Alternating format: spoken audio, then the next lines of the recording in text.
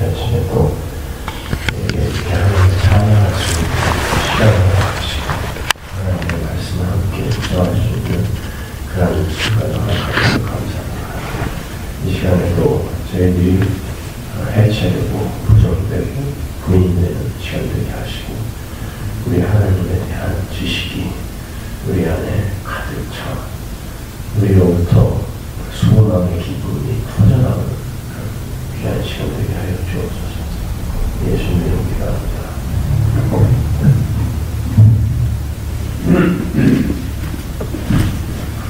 자, 오늘 마가복음 1장. 오늘부터 이제 사도행전 강의는 그만하고요. 하나님 나라에 대해서 몇 주간에 걸쳐서 해보도록 하겠습니다. 마가복음 1장 14절 15절 구절로 제가 본 겁니다. 요한이 잡힌 후 예수께서 갈릴리에 오셔서 하나님의 복음을 전파하여 이르시되 때가 찼고 하나님의 나라가 가까이 왔으니 회개하고 복음을 믿으라 하시더라.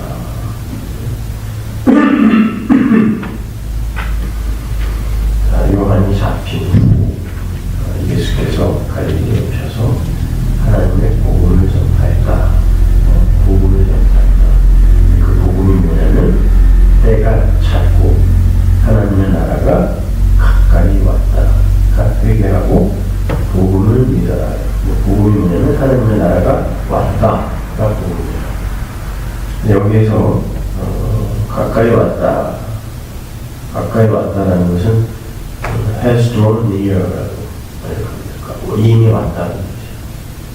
가까이 조기쯤 와 있다가 아니라 이미 왔다는 뜻이거든요.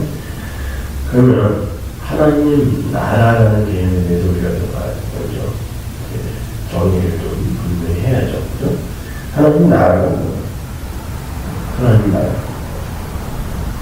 그걸 한문으로 하면 뭡니까? 천국. 네, 천국은 우리가 죽어서 가는 곳이에요? 아니면 오는 곳이에요?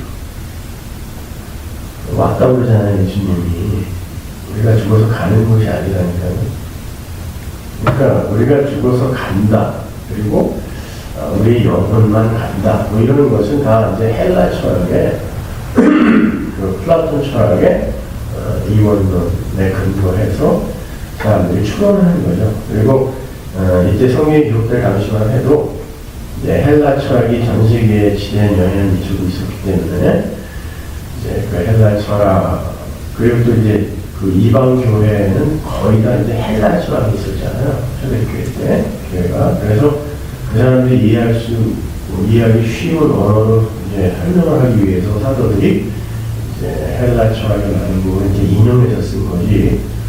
그걸 그대로 여러분이 받아들이시면 안 됩니다. 그러니까 인간이 영과 혼과 육으로 나누어져 있다. 이런 게 이제 플라톤 철학이거든요. 그걸 사도가 이제 그렇게 일부러 나누어서 쓴 건 인간의 전인이 이제 하나님의 그 구원의 대상이 된다는 것을 이제 설명하기 위해 그리고 우리에게 그 옛사람이 존재한다는 것을 설명하기 위해 영혼, 육, 뭐 이렇게 때로는 또 영혼과 육신 이렇게 나누어서 설명한 거지. 여러분 그냥 전인이라고 생각하시면 돼요. 그래서 뭐 우리가 방언으로 기도하게 되면은 우리의 육신은 그냥 멍하니 있는데 영혼은 하나님과 대화를 한다. 이런 헛소리를 하고 아니에요. 그거는 헬라 철학의 그러니까 영지주의에서 나온 이야기죠. 그래서 영혼은 순결하고 육신은 악하고 더럽다라는 그런 이원론에 근거해서 자꾸 이제 이렇게 해석하려고 하니까 그런 건데 전인이라고 생각하시면 돼요. 그러니까 나는 나예요. 육신을 포함한 나. 그 안에 영혼이 어디 뭐 여기 들어있어요? 어디 들어있어요? 영혼과 육신 전체가 나인데 이 껍데기를 나중에 그냥 바꿔주시는 거. 그게 이제 새로운 나라고 이제 생각하시면 되는 거고. 그러니까 자꾸 이 육신과 영혼을 나누려고 하는 그거는 이방 사상이에요. 그런 것을 자꾸 자기의 더러움과 이런 것을 합리화시키려고 하는 인간의 악한 마귀적 본능이 그게요. 그 나누어서 실제로 내 안에 들어있는 영혼은 괜찮은데 육신이 이런 건 내 책임이 아니다. 이렇게 생각하는 거죠. 그러니까 천국의 개념도 마찬가지예요. 이 세상은 악한 곳, 그리고 어딘가에 저 대기권 너머에 저 우주 어딘가 구석에 준비되어 있을 그런 하나님이다. 그걸 천국이라고 자꾸들 생각을 하셔서 천국이가 죽으면 언젠가 가게 될 곳 이렇게 생각들을 하는데 아니잖아요. 하나님 나라가 왔다 그러잖아요. 또 어디 있는 걸까 하나님 나라가. 하나님 나라는 마실리 얘기하는 통치권이라고 했죠. 통치권. 나라의 국가의 3요소는 국민주권 영토죠. 근데 우리가 일제 36년 동안에 나라를 잃었다라고 이야기를 하는데 그때 나라가 어떤 것을 가리키는 거예요? 영토가 없어졌나요? 국민이 없어졌습니까? 주권을 잃을 때, 통치권을 잃을 때 우리는 나라를 잃었다 그러죠. 그러니까 나라는 통치권을 얘기하는 거예요. 그러니까 하나님 나라가 이 땅에 임했다라는 건 뭐예요? 하나님의 통치를 받는 어떤 자들이 생겼다는 뜻이에요. 그래서 하나님이 통치하시는 그 하나님의 백성들이 존재할 때 그걸 나라라고 하죠. 그래서 예수님이 하나님의 통치에 온전히 순종하신 분 아닙니까? 그래서 예수님이 자기를 가르쳐 하나님 나라라고 하는 거예요. 그럼 여러분은 베드로전서에서 뭐라 그래요? 거룩한 나라라고 해서 그죠? 여러분은 하나님 나라예요. 나라란 말입니다. 그럼 여러분은 지금 천국을 사는 거예요. 야, 무슨 천국이 있다고 그냥 이게 뭐 하루라도 바람 잘 나려는데 지금 그렇게 생각하지 않으세요? 여러분 천국이 여러분이 이 세상에서 세상적인 세계관과 가치관으로 결정해 놓은 여러분이 좋아하는, 여러분이 기호에 맞는 어떤 곳일 거라고 생각하지 마세요. 만약에 여러분이 그렇게 생각하고 계시다면 여전히 여러분은 하나님의 복음을 모르는 분이에요. 하나님 나라, 천국이라는 곳은 하나님의 통치에 온전히 순종하는 자들. 그러니까 하나님이 너는 그냥 영원히 똥통에 들어가라 그랬을 때에도 그 하나님의 명령이 합당합니다 라고 인정하는 자들이 사는 곳을 천국이라고 해요. 만약에 그런 것을 인정할 수 있는 자들이 사는 것이 천국이라면 그럼 여러분이 하나님 나라가 이미 이루어져 있다라고 하는 여러분이 이 땅에서 제일 처음 그리고 또 가장 분명하게 겪고 배워야 할 것이 뭡니까? 나는 그렇게 하나님이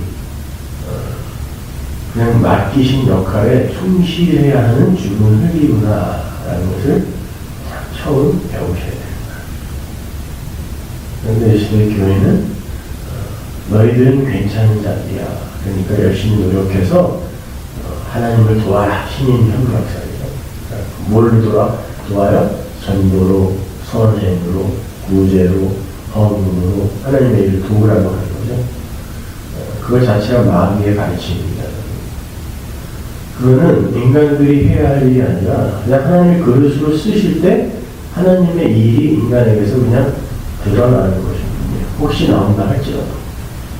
근데 그걸 내가 지금 하나님 앞에 어떤 업적과 공로로 내놓을 수 있는 위치에 있다고 생각하는 그것 자체가 비복음입니다.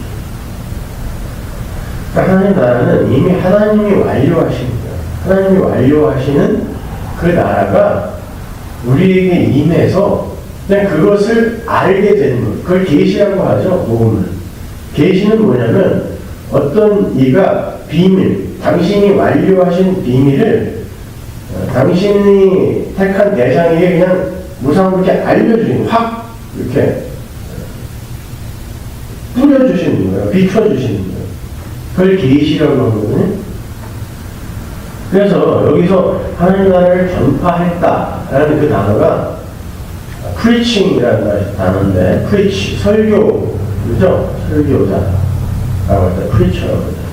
그러니까 예수님이 설교하셨다 이 단어도 역시 뭐 기독교적인 용어가 아니에요. 당시 이제 헬라의 그 황제들이 어마어마한 그 권한을 갖고 힘을 갖고 있었잖아요. 그 황제들이 이제 아들을 낳거나 아니면 이제 황제 그 아들이 황제를 즉위할 할 때 황궁에서 나온 사람이 어명이요 하고 뭐 이렇게 쫙 피면 사람들이 쫙 엎드리죠. 이게 지금 황궁에서 나온 근데 그 황궁에서 나온 놈이 헛소리 할 수는 없잖아요. 그리고 있지도 않은 얘기를 할 수는 없죠, 그죠? 그때 어명이요 하고 뭘 쫙 폈을 때 이걸 preach이라고 해요. 그거를 설교라고 하는 거예요. 그러니까 있는 이야기 이미 완료되어서 그리고 그것이 이제 그걸 듣는 이들에게 영향을 미칠 수 있는 완제품이 되어 있을 때 확실한 어떤 황궁에서 나온 확실한 자가 그걸 갖다가 그걸 들어야 할 자들에게 뿌리는 걸 전파, 설교, 전도라고 합니다. 이 설교라는 단어와 전도라는 단어는 똑같은 단어입니다. 그러니까 여러분도 마찬가지죠. 여러분이 여러분 안에서 정의되고 확인되지 않은 것들을 그냥 나도 잘 모르겠는데 사실은 뭐 이러면서 얘기하는 걸 전도라고 하지 않아요. 그런 거 하지 마세요. 자기도 모르는 걸 왜 엉뚱하게 전해갖고 엉뚱한 그리스도인들, 가짜 그리스도인들을 양산하십니까? 자기 안에서 이거구나 라는 그런 확신이 없을 때 뭐 가다가 전하다 보면 알게 되겠지. 그런 소리 하지 마세요. 그러니까 단기 선교를 가갖고 그냥 지도 알지도 못하는 걸 그냥 가가지고 사람들한테 눈물 흘리면서 하나님은 그것도 쓰시겠지 천만의 말씀. 그럼 그냥 여행이라고 하세요. 선교예요.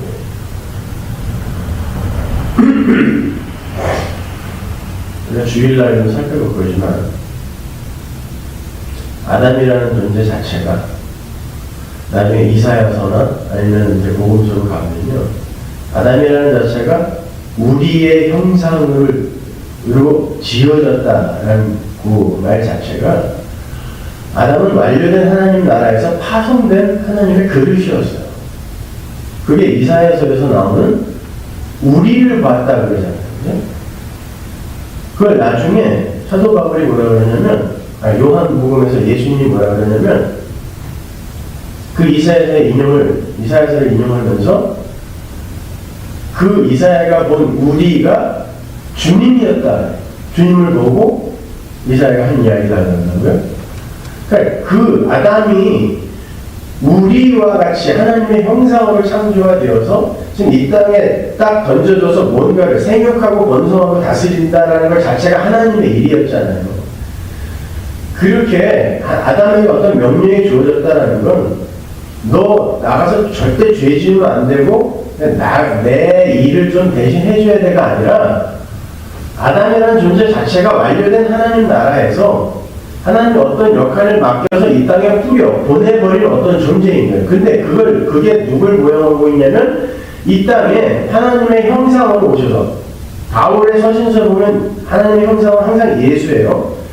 하나님의 형상으로 오셔서 생육하고 번성하고 다스리는 세천기의 역할을 할 예수의 모형이었단 말입니다. 근데 예수가 어떤 모습으로 해? 죄인의 모습으로 오는 거예요. 그래서 아담이 그래서 죄인으로 창세기에서 등장하는 거란 말입니다.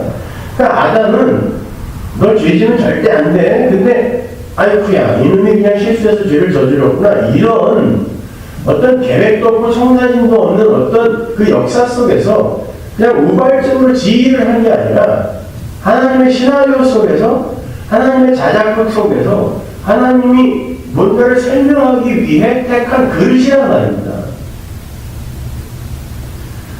그러니까 하나님의 작정, 즉 그 안에는 모든 역사가 그냥 들어가 있는데 그 역사가 어떻게 됐다고요? 창세 전에 이미 결정된 거라고 그러잖아요. 복음서가. 그죠? 창세 전에 이미 결정된 거를 그 사도 바울이 그러죠. 이 지혜는 만세 전에 이미 결정된 것인데 그러잖아요. 복음이. 그러니까 만세 전에 이미 하나님의 청산이 쫙 그려있고 내가 아담부터 시작해서 첫 창조부터 시작해갖고 이때부터 어떻게 새 창조가 일어날 것인지를 내 백성들에게 가르쳐야지 하고 역사를 쭉 여신 거예요. 그게 태초에라는 단어예요. 그러니까 우리는 하나님의 말씀을 보면서 아, 하나님이 우리를 이렇게 창조하신 거구나를 배우는 거예요. 그러니까 근데 그 처음 자리가 어디냐고. 우리의 처음 자리가 죽은 흙이잖아요. 티끌. 그러니까 그걸 알고 가는 게 성도란 말입니다. 근데 죽은 흙임을 알고 가야 하는 자들이 하나님을 자꾸 돕겠다고 나선다는 말이죠. 그게 뭐였어요? 바벨탑이었고 그게 노아의 홍수 때의 큰 자, 네피림, 용사, 유명한 자 그런 것으로의 추구였고 그리고 예수님 시대 때 바리새인들이었고 그들이 전부 목숨 걸고 하나님을 섬긴다고 했잖아요. 나는 너희들의 도움을 받을 존재가 아니라 니들이 내 사랑을 받아야 될 존재야를 가르쳐주는 게 창조주의 계시란 말입니다. 근데 뭐 수도 정진하여 하나님에게 이르겠다고 합니다. 여러분 하나님을 알면 알수록 여러분 삶 속에서 여러분이 형식화해 놓은 종교 행위가 점차 무의미하게 느껴지게 돼요. 그게 더 깊어지는 게 아니라 죄송하지만 집사님이 성화를 배워가고 기도가 좀 안 된다고 맞는 거예요. 헌금이 점점 줄어요. 하기가 싫어요. 네, 맞는 거예요. 그동안 그거 하면서 자기의 가치와 영광을 조금씩 챙기고 막연한 기대를 거기에 걸었거든요. 이거 하면 안 되고 로또 던지는 기도문이 거기에 자기의 기대와 소망이 담긴다고 합니다. 자기의 종교 행위에. 근데 하나님은 항상 하나님과 전쟁하세요. 그게 역사의 실체거든요. 무슨 말이냐면 이 편지통 때문에 말을 하면서 이 눈알이 빠질 것 같은데 무슨 말이냐면 모든 존재는 하나님을 알지 못하는 모든 존재는 그러니까 아담과 같은 자로 태어나게 돼 있어요. 이 땅에. 그게 무슨 말이냐면 하나님처럼 되고자 하는 그러한 욕망을 본능적으로 갖고 태어나요. 그게 뭐냐면 하나님 흉내를 내는 세상의 신들이에요. 그래서 시편에도 우리가 신이라고 그러죠. 그 무슨 말이냐면 니들은 가짜 신들이라는 거예요. 그런데 이 가짜 신들이 나중에 교회라는 것을 만들어 갖고요. 교회 안에서도 자기들이 신 노릇을 해요. 어떻게 신 노릇을 하냐면 하나님이라는 이름은 부르는데 결국은 나를 위한 하나님이에요. 그죠? 그럼 결국 누가 신이라는 얘기예요? 내가 하나님이라는 거거든요. 그러니까 모든 인간은 바로 그렇게 내가 하나님됨을 증명하고 그걸 누리기 위해 존재해요. 그게 가짜 하나님이에요. 하나님은 항상 이 가짜 하나님과 전쟁하는 모습으로 역사 속에 드러난다. 그게 구약 아닙니까? 그러니까 설교는요, 무엇을 부수는 거냐면 가짜 하나님 노릇, 그리고 하나님 노릇을 하려고 하는 자들이 부르는 그 하나님 있죠. 네? 그 하나님을 부수는 것으로 떨어져야 설교인 거예요. 그게 진짜 설교. 그게 하나님의 전쟁이거든요. 그러니까 설교가 올바로 떨어지게 되면 어떤 일이 일어나냐면 내가 그동안 믿고 있었던 인간들이 교회라는 걸 만들어서 거기에서 조작해 놓은 하나님 상이 깨지고 그들이 그 하나님을 사실은 나지만 그 하나님을 섬기기 위해서 내놓았던 종교 행위들이 이 설교에 의해 깨지기 시작해야 돼. 그래서 때로는 지금까지 그럼 내가 여태까지 매주 나와갖고 홈리스트한테 빵 나눠주고 이런 게 그러면 그게 사실은 나를 위해 내 가치를 챙기기 위해 했던 일인가? 라는 자각이 될 때 어떤 일이 일어날까요? 더 이상 못하게 되는 일이 일어나요. 그러면 뭐예요? 설교를 듣고 이 사람이 덜 착해진 거죠, 지금. 세상적인 관점으로 봤을 때. 왜 하던 일을 안 하냐고요, 착한 일 하던 걸. 그러나 그게 그 사람의 복이라는 거예요. 나중에는 진짜 하나님의 마음이 그에게 이해가 되어져서 정말 하나님의 긍휼과 섬김의 마음으로 그릇으로 쓰여서 할 수 있어요. 그때 그걸 선이라고 해요. 그러나 나가갖고 야 내가 이 찌린내를 맡아가며 저 더러운 손을 붙들어가며 이렇게 열심히 봉사할 때 다른 인간들은 자빠져 자고 있겠지. 야 그러니까 나는 참 괜찮은 사람이야. 그게 마음입니다. 근데 사람들은 착한 일 속에서도 그걸 챙겨가는 거예요. 근데 설교가 하나님의 말씀은 그걸 때려 부신다니까요. 그게 자기 신됨을 챙기는 거 아닙니까? 마찬가지예요. 우리들의 그런 종교 행위들이 천일제단, 100일제단, 40일 금식기도 이런 걸 통해서 우리가 이루려고 했던 게 뭐냐고요, 그동안에. 잘 생각해 보세요. 결국 내 소원이죠. 내 비전, 내 야망. 괜히 안 하잖아요, 그거. 아닌데요. 제 신앙을 조금 더 공고하게 다지기 위해서. 그것도 자기 거 아니에요. 그러니까 그 신앙을 공고히 다져서 하나님께 영광을 돌리겠다는 거예요? 아니면은 내가 다른 사람들보다 신앙이 훨씬 깊고 좋은 사람이다라는 걸 그걸 성취하기 위함입니까? 인간들은 하나님의 영광을 위해서 살 수 없게 되어 있다니까요, 날 때부터. 근데 그걸 위장하고 있을 뿐이란 말입니다. 그때 완료된 하나님 나라가 너희에게 왔다니까 하고 떨어져 버리면 그 행위들이 전부 부심없는 짓이 되어버리니까 화가 나는 거예요. 내가 지금 1000일째, 999일째 기도를 하고 있는데 목사가 강단에 딱 올라오더니 당신 지금 헛수고하고 있는 거예요 라고 했을 때 뭐라 그러겠어요? 지가 못하니까 괜히 이러는 거예요.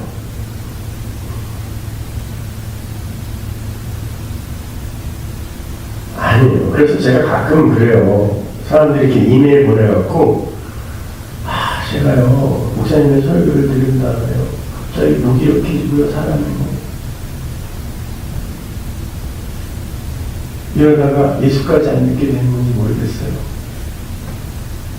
제가 예수 믿지 마세요. 그 깊은 뜻을 그분이 이해를 하셔야 되는데 그 말은 무슨 말이냐면 당신이 지금까지 믿었던 그 예수는 믿지 마세요. 기도도 안 되고요. 어쩌고저쩌고 기도하지 마세요. 당신 지금까지 했던 기도는 기도 아닙니다. 장황하게 설명하기 귀찮았고 그렇게 얘기하니까 인간이 이런 고민을 하고 있는데 이 표독시원 인간이 그따위로 얘기했다고 또 그냥 장문의 메일을 써서 랩세가 황사의 뜻을 알겠습니다. 여러분 예수 믿지 마세요. 하나님께 버림받으세요. 그래야 그 자리에서 야 내가 진짜 버림받아 마땅한 자구나 이거 알게 됩니다. 여러분 고난을 왜 성도들이 통과해야 돼요? 나 신 아니구나 이거 깨닫게 되는 게 고난의 1차적인 목적이에요. 신인데 왜 고난을 당합니까? 근데 모든 인간이 지가 신인 줄 알고 있어요. 그런데 고난이 닥치게 되면 이건 뭐야? 왜 불가항력적인 상황에 내가 이렇게 봉착이 되지? 나 신 아니네. 성도라면 첫 번째 바로 그런 깨닫고 얻게 된다니까요. 나 신 아니네. 그 전까지는 그냥 내가 하면 다 될 줄 알았잖아요. 제가 그랬다니까요. 뭐든지 할 줄 알았어요, 진짜. 그걸 젊었을 때는 그렇게 또 마음먹은 대로 막 됐어요. 제가 이병철 회장 살아있을 때 삼성 앞에 가서 2박 3일 진짜 기다렸어요. 그냥 얼굴 한번 보고 너는 내가 뛰어넘겠다. 진짜 봤어요. 나중에 집에 가서 거울 보니까 막 이렇게 그릇이 새끼가 하나 거울에 그러면서도 보고 싶었어요. 그때는 돈병철이라 했거든요. 그 사람 보고 돈 너무 많았고 그래갖고 그 사람 얼굴 한번 보고 근데 얼마 있다 죽더라고요. 그 사람도 돈이 그렇게 많은데 그래서 제가 정주영 회장 얼굴 한번 보러 간다고 거기 또 갔어요. 가가지고 그 사람이 무슨 차 타고 다니냐 봤더니 자기네 회사에서 나온 그 차 타고 다니더라고요. 그냥 그 차 탔어요. 당신은 지금 그 나이에 그렇다지만 나 지금 20대 초반인데 이거 탄다. 난 지금부터 출발해서 당신을 반드시 뛰어넘는다. 그리고 대통령도 시험 봐서 되는 거라면 난 할 수 있다고 생각했어요. 난 중학교 때 정말 송곳으로 허벅지를 찔러가며 공부를 했으니까요. 잠 안 자겠다고. 그거 아세요? 타이밍이라는 약 그때 당시에 선풍적인 인기를 끌었던 잠 안 오는 약. 그 나중에 그냥 정신 띵해가지고 시험도 너무 보고 그랬는데 그거를 이만큼 쌓아놓고 잠을 일주일씩 안 자고 그랬다니까요. 그만큼 도끼를 품었던 인간을 하나님이 나라고 밀어내시는데요. 처음엔 나도 못하는 게 있구나 그랬어요. 그걸 점점 내려가시더니 미국에 처음 와갖고 그냥 학력고사 영어 다 맞고 들어갔거든요. 그 서울대 안에서도 영어 시험을 보면은 제가 이 상위 20% 안에 꼭 들었는데 미국에서 햄버거를 하나 못 시켜 먹었어요. 보이어 투고 이거 못 알아들어갖고 야 이게 무슨 말이다 이게 생전 한국에서 들어보지도 못한 그리고 그렇게 햄버거 가게에 들어가서 몇 번을 그냥 이렇게 돌아서 나오면서 이게 인간이 언어 하나가 바뀌니까 그냥 그 자리에서 바보 되는 거구나. 그러다 미국에 왔더니 저의 과거의 이력이나 배경을 아무도 몰라요. 그러니까 아무도 알아주질 않아. 사람이 원래 이런 거구나를 거기서부터 배우기 시작하는데 그리고 7년 동안에 밥을 배불리 먹어본 적이 한 번도 없었어. 신학교 공부하면서. 자전거 타고, 신학교를 자전거 타고 다니면서, 세상에 대한 복주심을 꿈꿨던 거였잖아. 자전거 타고 다니면서 얼마나 힘든지.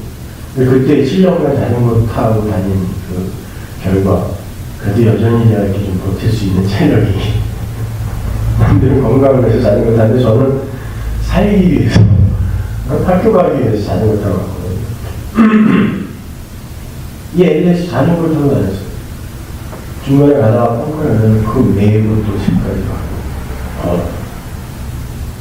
그때 처절하게 깨달았죠. 하나님께서 상황만 잠깐 바꿔버리면 모든 인간은 쓰레기 되는 겁니다. 쓰레기 되는 겁니다. 우리는 신앙생활을 통해서 하나님을 만나면 가장 먼저 배우는 게 그거예요.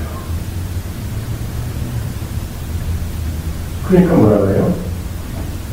때가 찼고, 때가 찼다는 건 뭐예요?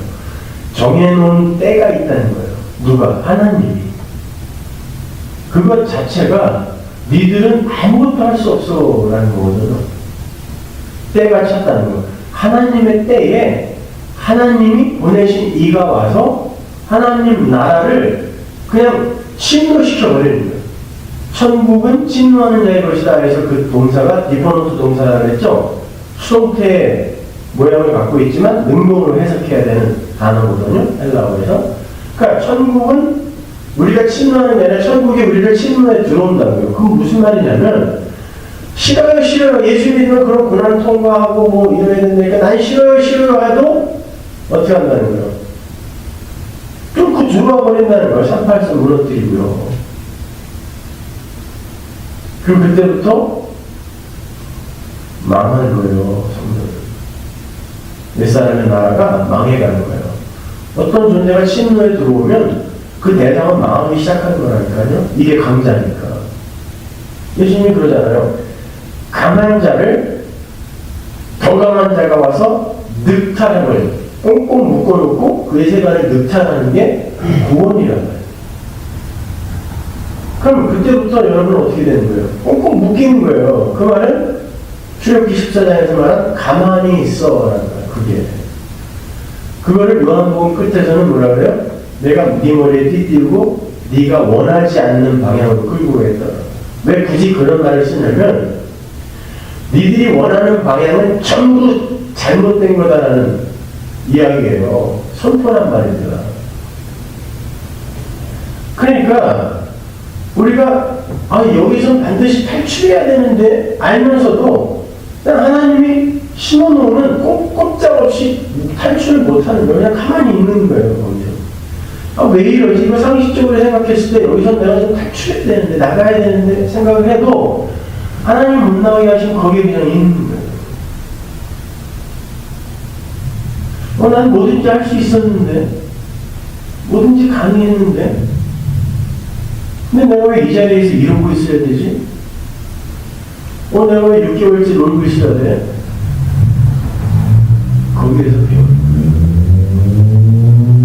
넌 신이 아니구나.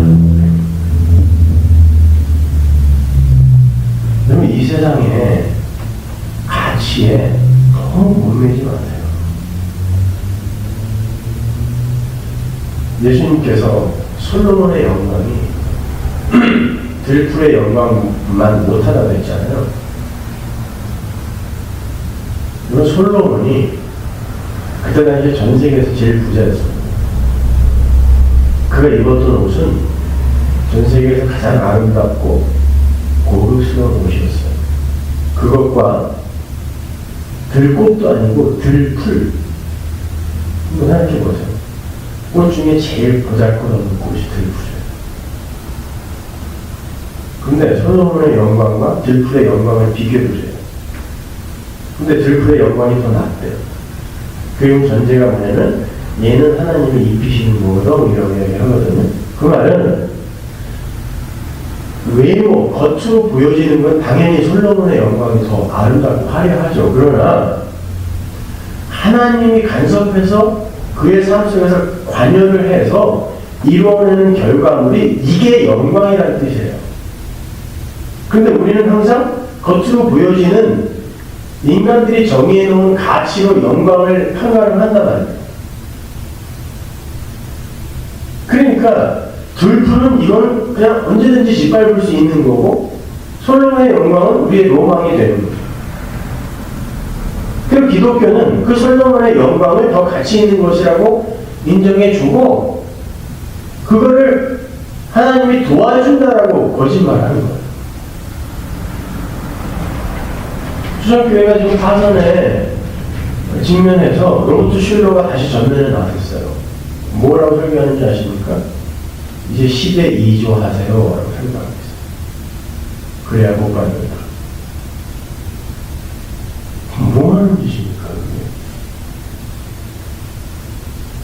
교인들 피 깔아서 도대체 그딴 관광지 같은 교회 만들어 놓고 이제 와서 자기들이 다 파산의 지경에 이르게 해놓고 이제 와서 교인들한테 이제 또 돈 더 내놓으라고 합니다. 아니 거기는 도대체 교회가 뭐 이렇게 사람이 많이 필요한지 기관 하나에 직원이 50명씩이에요. 그리고 목사는 CEO예요. 그 사람들 위에 있는 CEO. 교회가 뭐 이렇게 사람이 필요합니까 여러분? 말씀 전하는 자와 와서 예배하는 자, 그리고 청소하는 자, 바쁜 거 안 먹어도 되니까. 유지는 해야 되니까, 청소는 해야 되니까. 그럼 그냥 교인들이 알아서 하면 되는 거지. 뭐 이렇게 대단한 게 필요합니까, 교회에. 직원들이 왜 수백 명씩 필요해요, 교회 안에. 그건 인간들이 자기들이 이 세상의 경영론을 끌어들여서 운영을 하겠다고 하는 거예요.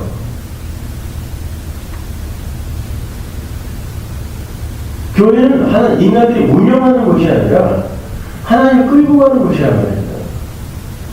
그래서 교회에 무슨 기관이 뭐가 많고 무슨 회의가 많으면 그때부터 골치 아파지고 망하는 거예요, 교회는.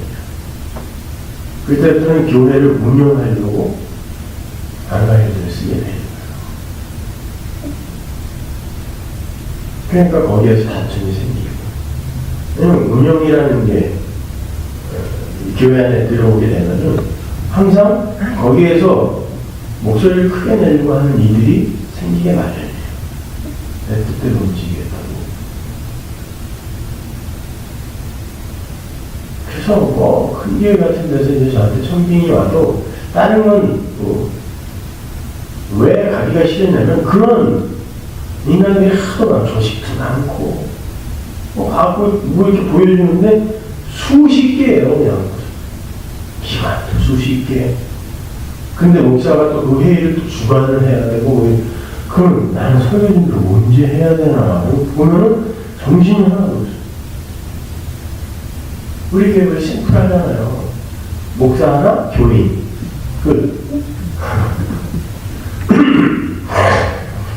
재정,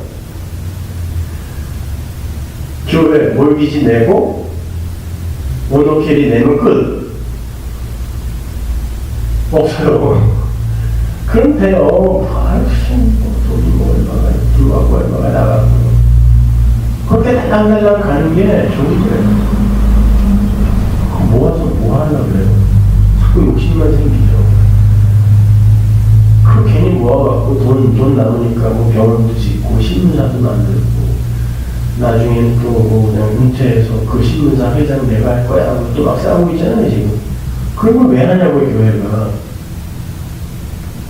국민일보가 기독교 신문 맞아요?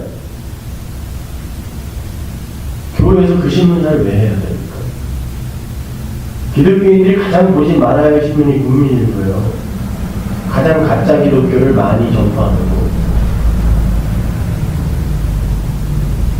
그러니까 교회가 돈이 남으면 엉뚱한 짓들을 하면 안 된다니까요. 교회는 그냥 손발 꽁꽁 묶고 하나님이 너희들을 어떻게 끌고 가는지 가만히 있어 보라. 그거 배우는 것이야. 그리고 뛰는 게 아니야.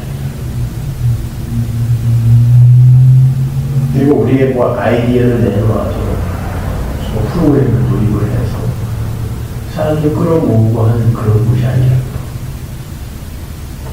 그래서 사람들 모아서 뭐 하실 거예요? 보이지 않는 것. 믿음이 뭐라서 보이지 않는 것. 그것을 실체로 받아들이는 어떤 소수들에게 주어진 선물이란 말이에요.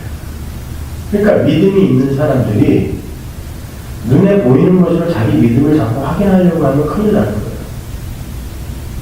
야, 저 사람은 저렇게 기도를 열심히 하니까 믿음이 좋은 사람인가 봐. 그건 눈에 보이는 거 아닙니까? 그걸로 안 나타난다니까요. 믿음의 깊이는. 왜냐면 보지 못하는 것들의 증거라고 했잖아요. 근데 왜 눈에 보이는 것으로 자꾸 판단하는 거예요, 사람들. 저 사람은 100일 기도했으니까 믿음 좋은 사람? 천만이 많습니다.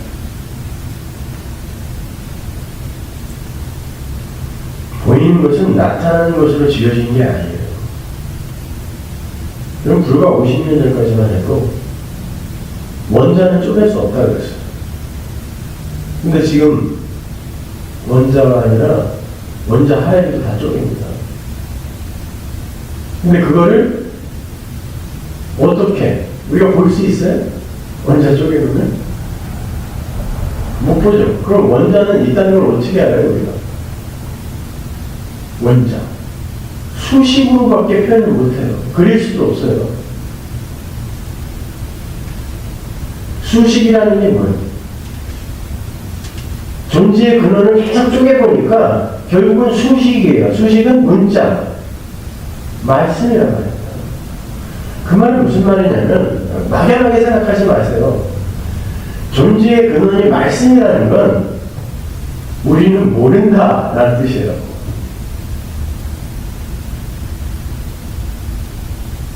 그 말씀을 창조했다고 아는 척 하지 마세요. 그냥 모른다라는 뜻이라니까요.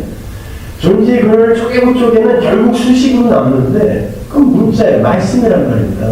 근데 그건 뭐냐면 하나님에게서 나온 어떤 것이기 때문에 나는 모른다예요. 그게 만물은 말씀으로 지어졌다예요.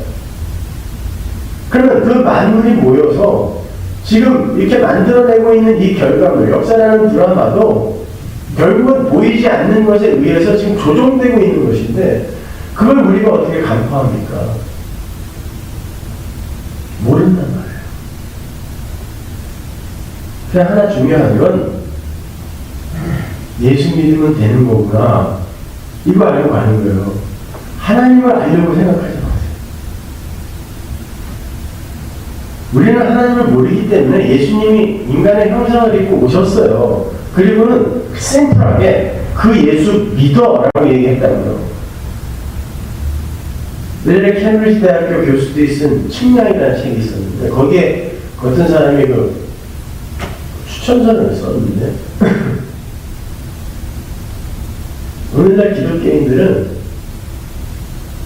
지도, 해도를 갖고 부둣가에 앉아서 저기를 어떻게 갈까를 고민하고 있다고.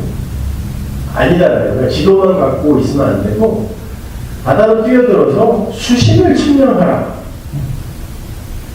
그래서 너희들이 갈 수 있다 없다를 너희들이 판단하라는 거죠. 그래서 제가 그랬어요. 이 사람은 하나님의 이름을 부를 자격이 없는 사람이구나. 여러분 우리는 그 수심 측량 못해요. 그냥 지도, 그게 복음이에요. 하나님이 지도 우리에게 던져주고 그 지도를 보고 나에게 오라고 그랬어요. 근데 그 지도의 내용이 뭐냐면 예수의 십자가. 지도를 쫙 봤더니 복잡한 것 같은데 66권으로 나눠져 있어서 굉장히 복잡한 것 같은데 자세히 보니까 십자가. 어떤 그림을 이렇게 펼쳐오는 눈을 보면 그 안에 뭐가 이렇게 상이 생겨지잖아요. 66권을 이렇게 띄어서 문자 이면에 있는 내용을 싹 보면 십자가가 되어 있다는 거예요. 하나님은 그거 믿고 오라고 그랬어요. 하나님에 대해서 자꾸 이해하려고 하고 사람들은 터무니없는 시도들을 하는데 참 큰 오산입니다. 여러분 하나님 몰라요. 하나님은 인간의 이성에 포착되지 않아요. 그러니까 예수 믿으라고 합니다. 그 예수를 믿냐고요. 근데 예수를 믿는다는 게 뭐예요? 내가 뭔가를 믿고 의지해야 된다는 건 나는 못한다는 뜻이잖아요. 안 되는 거네? 난 신 아니네? 그거 외우는 거, 그게 예수 믿는 거예요. 내가 불가능한 자리로 내려가야 내가 그 십자가 붙을 거 아닙니까? 하나님 나라를 사는 자들은 그거 배우는 거예요. 그래서 예수님이 회개하라. 하나님 나라가 has drawn near. 왔다. 니들이 열심히 노력해서 하나님 나라를 건설해 줘가 아니라 하나님 나라가 왔다. 뭐 하면 돼요? 그때부터 누리면 되는 거예요. 그래서 수요일보다 1번이 영원토록 하나님을 영원하게 하고 그분을 즐거워하는 거예요. 즐거워하는 게 뭐냐면 그냥 누리는 거예요. 그냥 누려? 그냥 누려도 되는 거예요, 이거? 네, 즐겁게 누리라. 근데 그게 누려지지 않는 내 모습을 보면서 야, 하나님이 이 몸을 빨리 바꿔줘야 되는 거구나. 그냥 절망하면서 가시면 돼요. 앉아가지고 참선하고 고민하고 생각하고 이러면서 그냥 나는 굉장히 괜찮은 사람이고 여기서 뭔가 깨달을 수 있겠지. 그러지 마세요.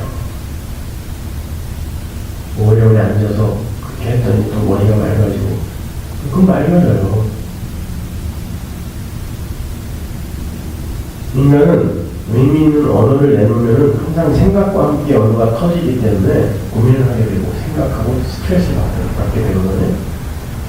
그래서 의미를 모르는 불경이나 원만이 만명 같은 이런 육자 대명한 기능 같은 거 조알조알조알 하잖아요. 머리가 막 해요. 심지어 사는 몸이 붕 뜬다니까요. 근데 여러분의 목적이 그거냐고요. 그렇게 하고 싶으세요? 기도도 그렇게 해요. 왜 방언 기도 사람들이 많이 하는 줄 아세요? 지가 무슨 말 하는지 모르기 때문에 나중에는 사람들이요 머리가 많이 빠져요. 자기가 무슨 말 하는지 모르니까. 그런데 자기에게 이해되는 언어로 하다 보면 기도하다가도 낙심되고요. 과연 될까? 고민들이. 그걸 기도라고 하는 거예요. 멍하니 앉아가지고 중얼중얼 했더니 나중에 머리가 맑아서 야, 기도는 이런 맛에 하는 거야. 주문 외운 거예요. 그럼 통성기도 하다 보면 사람들은 그냥 쫙쫙쫙 뭐라고 하는데 나는 무슨 말 빨리 하기 경연대회 하는 것 같아. 그 자기들이 무슨 얘기 하는지를 알고 하는 건지 나는 도대체 이렇게 가만히 이렇게 들어보면은 해내기도 하고 해내기도 하고 그냥 성은이 만극하여이다에 전부 다.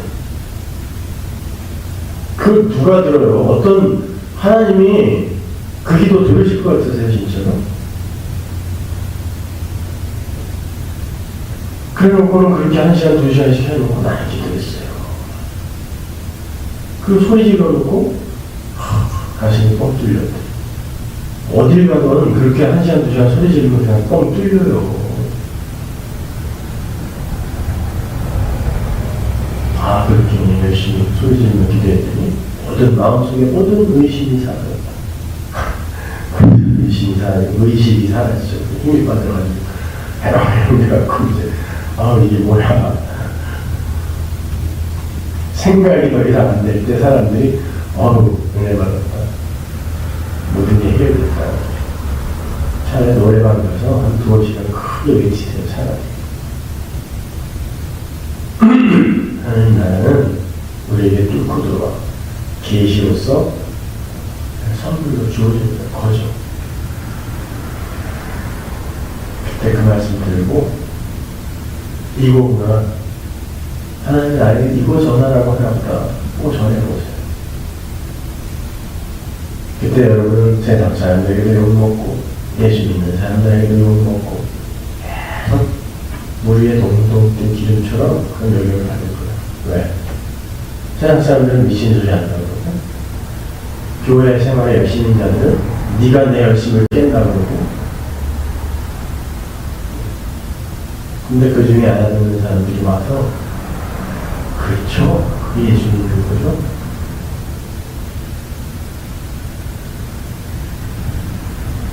그걸 전도라고 하는 거예요. 그거 하시는 거예요. 하기 싫죠. 그치? 근데 그거 하긴 안 되는 거야, 하나님이. 끌고 가신다니까요. 싱가포르에 가 있는 우리 순영이가 이메일을 해갖고, 싱가포르 대학 교수이 있거든. 근데 이제 서울대 화학과에서 교수로 이제 불렀나봐요. 근데 이제 제가 서울대 화학과 교수로 가면은 이제 꼭대기에 올라갈 때로 가장 꼭대기 올라가는 화학자니까.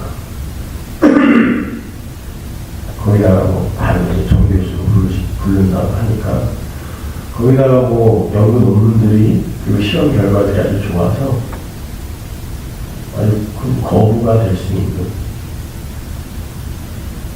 근데, 매일 와서, 목사님, 기도해주세요.